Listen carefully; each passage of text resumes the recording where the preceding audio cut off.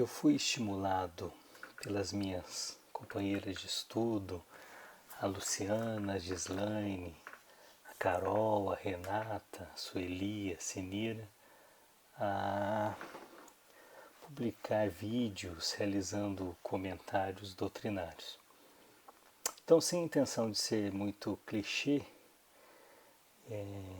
gostaria de dizer, se por um acaso você que estiver assistindo esse vídeo se identificar com o vídeo, a gente agradeceria muito se pudesse publicar algum comentário na descrição aqui embaixo. Hoje foi um dia que eu acordei bem, mas acabei oscilando durante o dia. E aí eu fui percebendo que o meu astral foi caindo, foi baixando, né? A angústia foi batendo, que é algo muito comum que deve estar acontecendo com a maioria das pessoas nesse momento de pandemia.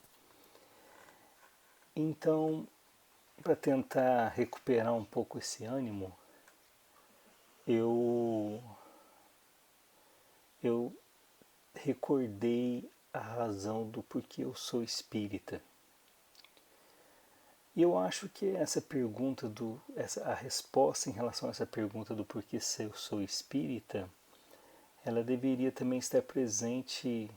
Eu sei que muitos amigos que não são espíritas devem também estar assistindo esse vídeo.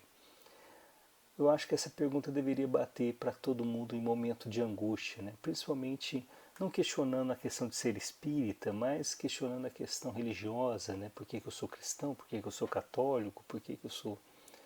Porque eu entendo que a resposta deve vir para aliviar momentos como esse, né? Que a gente vive angústias diante dos obstáculos que a vida nos apresenta.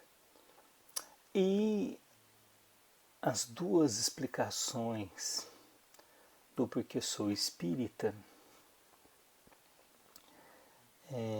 e que me estimulam em viver momentos como esse, que me animam a enfrentar momentos como esse, são porque a doutrina nos ensina que a vida continua, isso conforta bastante.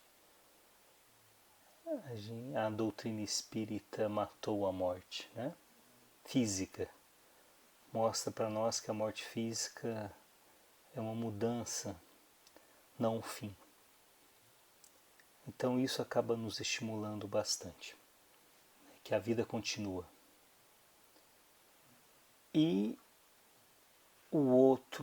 a outra razão, que também conforta nos momentos de tristeza, nos momentos de dores, é a mensagem do nosso querido Chico com o Emmanuel de que tudo passa. André Luiz também nos apresenta em vários ensinamentos, nas suas obras, que na verdade tudo passa. Tanto as coisas boas, mas as ruins também. Porque passa porque o intuito de enfrentar determinadas situações é para que a gente possa se desenvolver. Então, faz parte a gente passar por determinadas ocasiões. E sobre a questão a vida continua, eu fiquei muito sensibilizado e provavelmente vou deixar registrado aqui na descrição um link do vídeo da palestra do Divaldo neste sábado, do dia 14 de junho de 2020. A palestra inteira é maravilhosa, é uma palestra de 1 hora, mas mais para o final do vídeo ele relata que num desdobramento pelo sono fisiológico, ele encontrou sua mãe levou até um determinado local lindo, com um jardim maravilhoso, e ele gosta muito de flores, em que apareceu seu grande companheiro que ajudou a fundar a Mansão do Caminho, o Nilson. E o Nilson estava apresentando as instalações de um determinado sala, de um escritório, mostrando para ele que é o local que ele deveria ir assim que terminasse essa missão maravilhosa aqui na Terra. E ele relata de uma forma tão bela, mostrando até em outros vídeos que já vive uma certa ansiedade no término desse, como ele mesmo menciona, crepúsculo, né, no fim desse crepúsculo dessa encarnação. Ele já comenta, tendo em vista até que ele é o último da sua família que ainda está aqui com a gente, ele vive uma certa ansiedade, uma expectativa para o retorno. Não que esse retorno vai acontecer dentro de poucos dias, né? A ideia não é essa. Mas ele demonstra uma alegria de viver e ao mesmo tempo uma alegria também de retornar à pátria real, porque a vida continua. E ele demonstra isso com tanto amor, com tanto carinho para nós que nos emociona. E ao nos relatar essa experiência que os espíritos, amigos, companheiros, como a sua mãe, o seu grande companheiro de mansão do caminho, mostrando que há um preparativo para aguardando a sua chegada, tranquiliza o nosso coração, apesar da nossa tristeza em dizer até logo ao Divaldo, sabe lá quando teremos uma nova oportunidade, quando isso ocorrer, de reencontrá-lo, mas passa uma sensação de alegria em saber que tudo vai dar certo. E uma outra experiência que fortalece essa ideia está presente no capítulo 18 da obra No Mundo Maior, intitulada Velha Feição. André Luiz relata de forma emocionante o seu encontro com o seu avô numa determinada região de sofrimento. E ele diz o seguinte: fixei-lhe os traços, seria possível, aquele espírito desventurado recordava meu avô paterno Cláudio. Afeiçoara-se a mim desde os meus mais tenros anos. De trato glacial com os outros, afagava-me bastas vezes, acariciando-me a cabeleira infantil com as suas mãos que os anos haviam engelhado. Seus olhos fulguravam quando pousados nos meus e minha mãe sempre afirmava que só em minha companhia ele se acalmava nas crises nervosas que lhe procederam um fim. Não me lembrava da história dele, com particularidades especiais, entretanto não ignorava que fizera considerável fortuna em ágios escandalosos, curtindo espinhosa velhice pelo excessivo apego ao dinheiro. Conturbara-se nos últimos tempos do corpo e via delatores e ladrões em toda parte. Aflito, meu pai transferira-o para nossa residência, onde minha mãe o auxiliou a vencer os derradeiros padecimentos. Tornando ao pretérito, reconheci que vigoroso laço me unia àquele desgraçado que ainda sofria o pesadelo do ouro terrestre, carregando placas de lodo que premia enternecidamente ao coração. E aí o Calderaro comentou, né, com o André, já sei de tudo, entendo agora a significação de tua vinda a estas paragens. Irmã Cipriana tinha razão, não temos tempo a perder. O velho revela-se receptivo, começou a entender que provavelmente estará em erro, que talvez respire atmosfera de pesadelo cruel. Ajudemo-lo, urge auxiliar-lhe a visão para que nos enxergue. Aflito, seguiu o dedicado orientador que passou a aplicar recursos fluídicos sobre os olhos ambaciados do meu desditoso ascendente. A entidade, com um providencial afluxo de força, ganhou provisória lucidez e viu-nos afinal. Gritou perante os colegas aterrados, que luz diferente! E esfregando os olhos, acrescentava, dirigindo-se a nós, donde vindes? Sois padres? Certo, aludia às túnicas muito alvas com que nos apresentávamos. Avancei e indaguei: meu amigo, sois Cláudio, antigo fazendeiro nas vizinhanças? Sim, conheceis-me. Quem sois? Em atitude de alívio, ajuntou com inflexão comovente: desde muito estou preso nessa região misteriosa, cheia de perigos e monstros, mas abundante de ouro, de muito ouro. Vossa palavra me reanima. Ó, por piedade, ajudai-me a sair. Quero voltar. Cláudio, sois vítima de lamentável engano. Vossa casa antiga cerrou-se com os olhos físicos que já desapareceram. A morte vos arrebatou a alma do domicílio carnal, e isso já aconteceu há mais de 40 anos. Será o castigo minha falta para com Ismênia exigia punição, a minha irmã cujos direitos espezinhei? Então o Cláudio, o vô do André Luiz, reconheceu que, olha como funciona a consciência, né? Ao perceber que ele estava ali naquela região de sofrimento há mais de 40 anos, em volta de monstros, de pesadelos, ele talvez identificou que o que ele provocou à sua irmã tenha provavelmente causado toda aquela situação. Consciência pesando. E aí, olhando para o André Luiz, mas sem identificar ainda que se tratava do seu neto, ele disse: sois enviado de Deus e ouvi-me em confissão.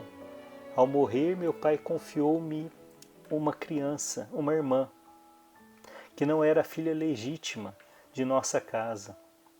Minha mãe, dedicada e santa, criou-a com o mesmo infinito desvelo que a mim mesmo. Quando me vi, porém, sozinho, escoracei-a do ambiente doméstico. Provei que não partilhava meus laços consanguíneos para melhor assenhorear-me da fortuna que meu pai nos legara. A pobrezinha implorou e sofreu. No entanto, releguei-a a miserável destino. Fiquei rico, multipliquei os cabedais, ganhei sempre.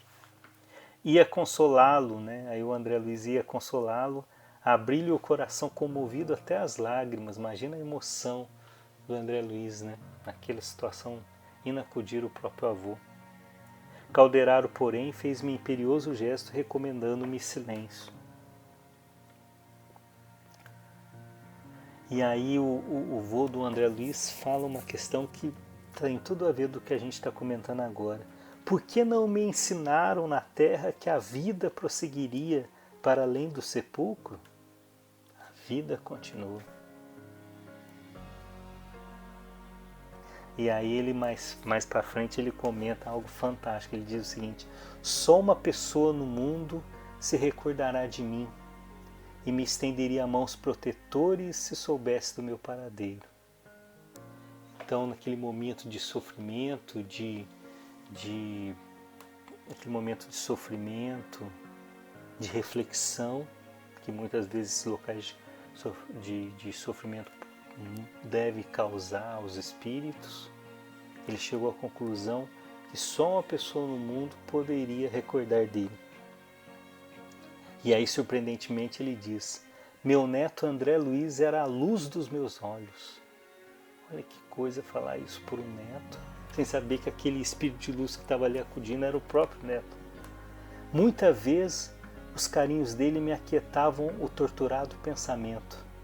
Em muitas ocasiões manifestei em casa o desejo de que ele se consagrasse à medicina. Destinei-lhe um legado para esse fim. Pretendia vê-lo fazendo o bem que eu, homem ignorante, não soubera praticar. Frequentemente me assaltava o remorso pela extorsão que infligira a minha irmã. Contudo, consolava-me com a ideia de que o neto do meu coração, de algum modo, gastaria o dinheiro que eu indebitamente aferrolhara. Enxugando as copiosas lágrimas, né? Quem sabe se vós, mensageiros de Deus, poderíeis levar a meu neto a tremenda notícia dos males que me devoram? Não mereço o afastamento dessas masmorras em que enlouqueci, mas ser-me-á consolo saber que André tem ciência dos meus padecimentos. Olha que coisa linda, né? Ah, não mais valeram sinais do assistente Calderaro para que me contivesse. É o André Luiz falando, esperando ainda mais. Meu peito como rebentara numa torrente de pranto irreprimível. Ali não me achava ante assembleias superiores, cujas emissões de energia me sustentassem até ao fim no combate educativo da autodisciplina. Mas diante dos deploráveis remanescentes das paixões terrestres, lembrei-me do meu avô, acariciando-me os cabelos. Recordei que meu genitor sempre aludia os desejos do velho, com referência à minha preparação acadêmica. Pensei nos longos anos que o mísero teria gasto. Ali, agarrado às ideias de posse financeira, compreendi a extensão do meu débito para com ele, relativamente ao diploma de médico que eu não soubera honrar no mundo. Dirigi súplice olhar ao Calderaro, rogando-lhe que me perdoasse. Tornando mentalmente a cenários da infância longínqua, senti-me novamente menino. Venci de um salto o espaço que nos separava e ajoelhei-me aos pés do meu desventurado benfeitor, que me observava agora trêmulo e assustado. Cobri-lhe as mãos de beijos e, erguendo para eles os olhos lacrimosos, perguntei: Vovô Cláudio, pois o senhor não me conhece mais? Olha que coisa linda, gente. Olha que coisa mais maravilhosa. E aí ele se mostra para o avô. Impossível seria descrever o que se passou, André Luiz conta para nós. Esqueci por momentos os estudos que me impusera a fazer. Olvidei os quadros daquele ambiente que provocavam curiosidade e pavor. Meu espírito respirava o reconhecimento sincero e o amor puro. E enquanto as míseras entidades emoradas na usura gritavam revoltadas, umas e riam outras, incapazes de compreender a cena improvisada, eu, amparado por Calderaro, que também enxugava as lágrimas discretas diante da comoção que me assaltara, sustentei meus avós nos braços, como se transportara louco de alegria, precioso fardo que me era doce e leve ao coração.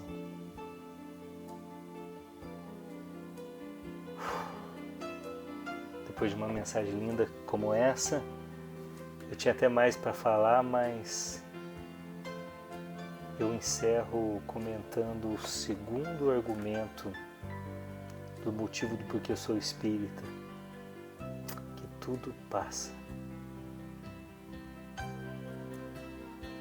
E podemos até levantar um terceiro argumento para nos motivar a enfrentar as dificuldades do dia e nos motivar a sempre tentar fazer o que é certo.